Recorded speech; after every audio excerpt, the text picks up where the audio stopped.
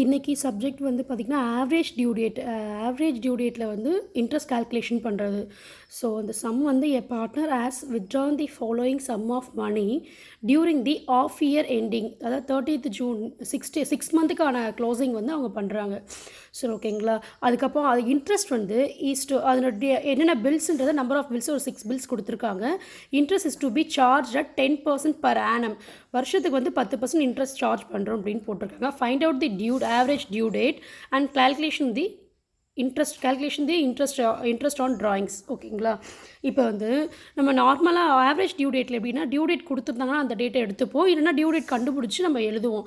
ஆனால் இப்போ interest calculation இந்த இதில் பார்த்திங்கன்னா டியூ டேட் எதையும் மென்ஷன் பண்ணலை அப்படின்னு சொன்னாவே, இங்கே மேலே டாப்பில் எதுவும் மென்ஷன் பண்ணல பாருங்கள், அப்படின்னாலும் இதை தான் நம்ம எடுத்துக்கணும்.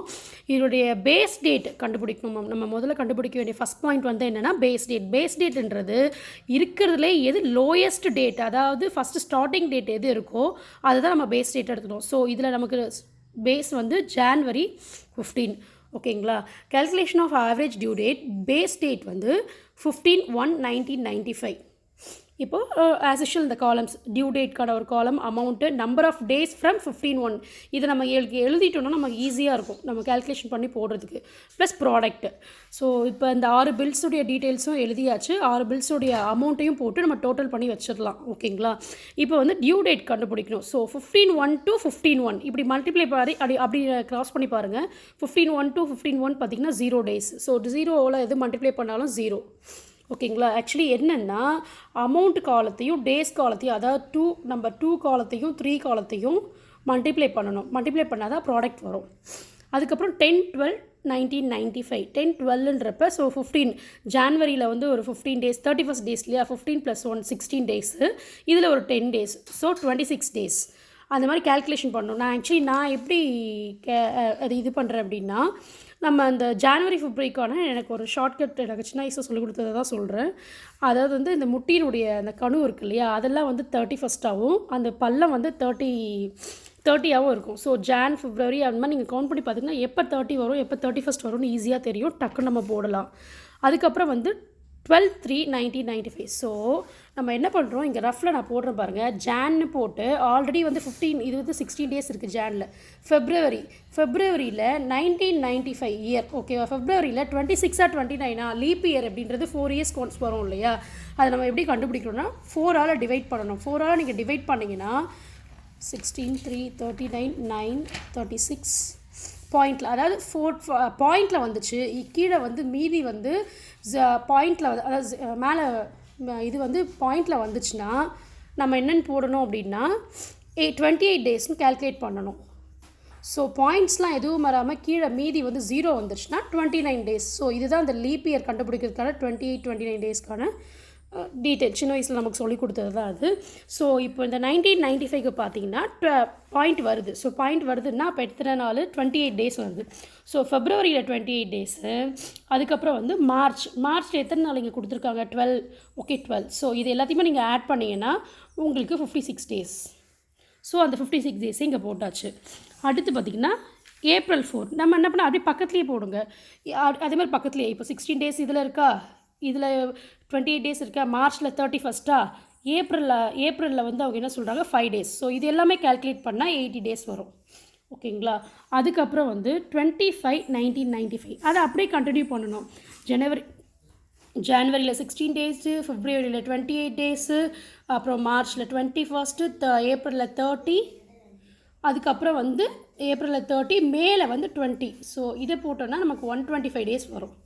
அதே மாதிரி 18/6/1995. ஸோ அதே மாதிரி ஜான்வரி 16, ஃபெப்ரவரி 28, 31 மார்ச், ஏப்ரல் 30, மே 31, ஜூன் 18. ஸோ இதெல்லாமே ஆட் பண்ணிங்கன்னா 154. ஸோ டேஸ் வந்து இப்படி ஈஸியாக இந்த மாதிரி நேம் போட்டு அது பக்கத்தில் போட்டோன்னா ஈஸியாக இருக்கும். நான் இப்படி தான் ஒர்க் அவுட் பண்ணி பார்த்தேன், அதை நான் உங்களுக்கு சொல்கிறேன்.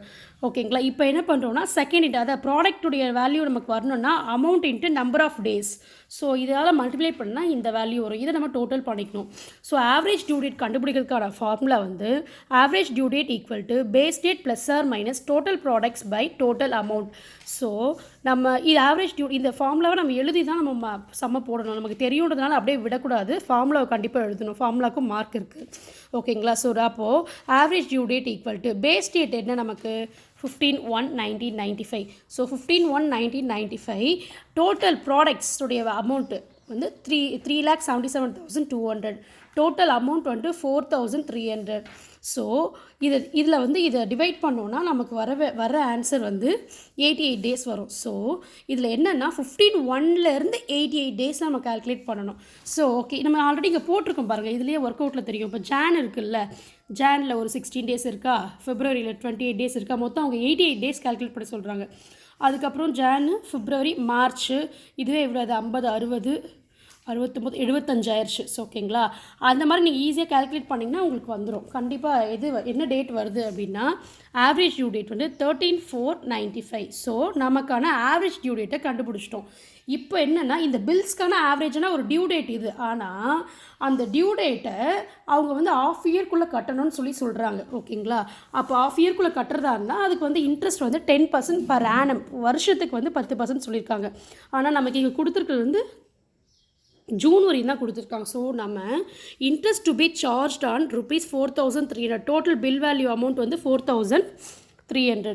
ஸோ இந்த 300ல் வந்து at 10% per annum for the period from நம்ம கண்டுபிடிச்ச average due date 13/4/95 to 36/1995. So நமக்கு அதுதான் கொடுத்துருக்காங்க இல்லையா கண்டுபிடிக்க சொல்லி. அதனால் இதுலேயும் இதுக்கும் இருக்கிற டேஸ் வந்து பார்த்திங்கன்னா டோட்டலாக 78 டேஸ்.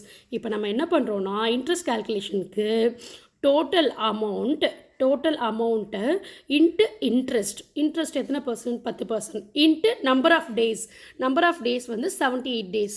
கீழே வந்து பர்சன்டேஜ்க்காக நம்ம போடுவோம் இல்லையா, மல்டிப்ளை பண்ணியிருக்கோம். ஸோ 100ஆல் டிவைட் பண்ணுறோம், ப்ளஸ் 365 டேஸ் அப்படின்றத மென்ஷன் பண்ணணும். இதுதான் பேஸ்.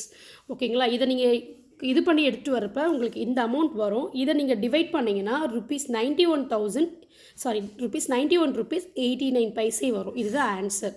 ஓகேங்களா?